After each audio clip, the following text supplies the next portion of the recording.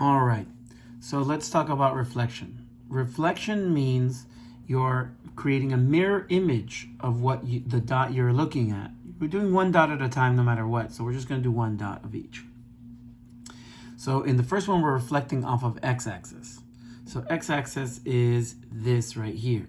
So how far is this A from the mirror? Because this is now the mirror because it says reflect off the x-axis. So this is 1, 2, 3 away from the mirror. So you must repeat the process. So 1, 2, 3 ends up right here. A ends up right there. Okay? So that location is -3, -3. So -3, -3 is where it ends up. Now let's do a reflection off of the y-axis for the B. So this is the y, so we're creating a mirror image on that side. So 1, 2, 1, 2, B prime is going to end up here. You mark the prime so then you know which one was the original and which one's the new one. So this is at -2, 1.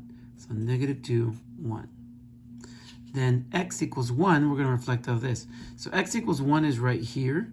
So that means this is the mirror. This dotted line I'm making is the mirror. So how far is this dot from that? So 1, 2. So you repeat that. 1, 2. You end up here, which is 3, -2.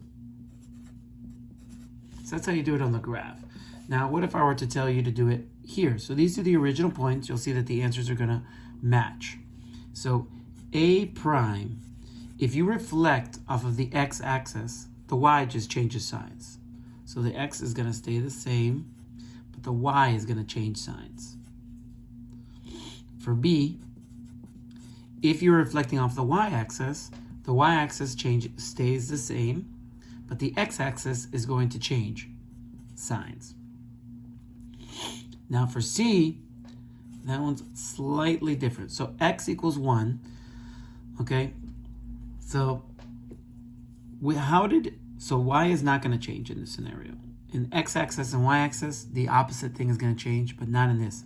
The x is actually going to change because it says x equals 1. So how many steps does it take to get -1 to 1? So it takes about, you have to add 2 to this one to get here.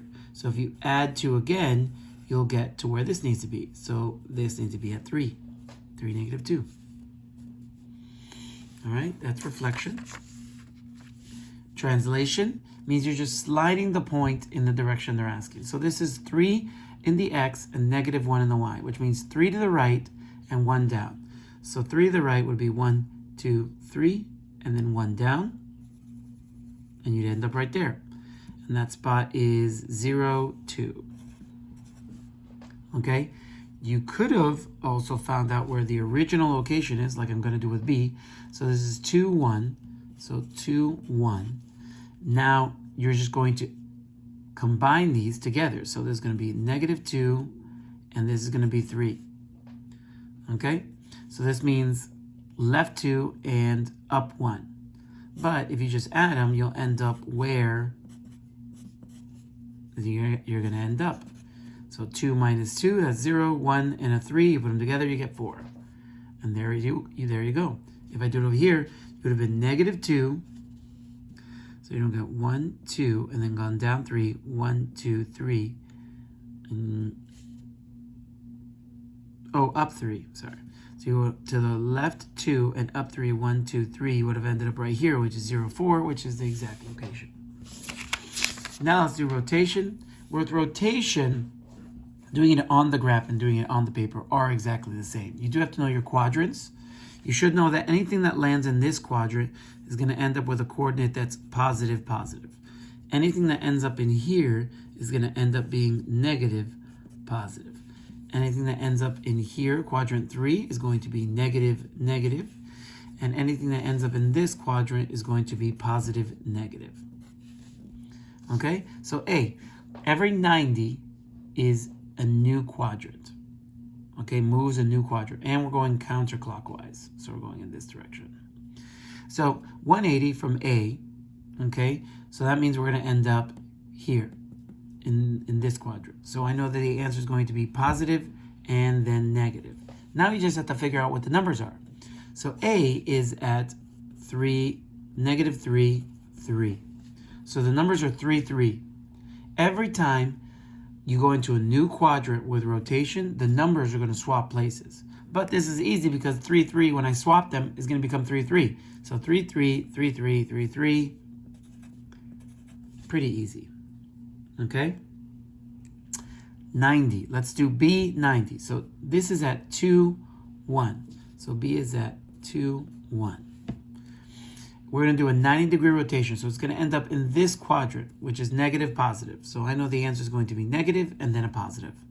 Now, 2, 1, when it goes into this quadrant, is going to become 1, 2. So negative 1, 2. The numbers rotate every time you rotate 90 degrees. Last one is C. C is at negative 2, negative 1, negative 1, negative 2. So C is going to rotate 270. So it's going to go 1, 2, 3. So it's going to end up here at negative, positive. Okay? Now, 1, 2. So it starts at 1, 2. 2, 1. 1, 2. 2, 1. So it's going to be 2, 1 in this quadrant. And that's it. Good luck.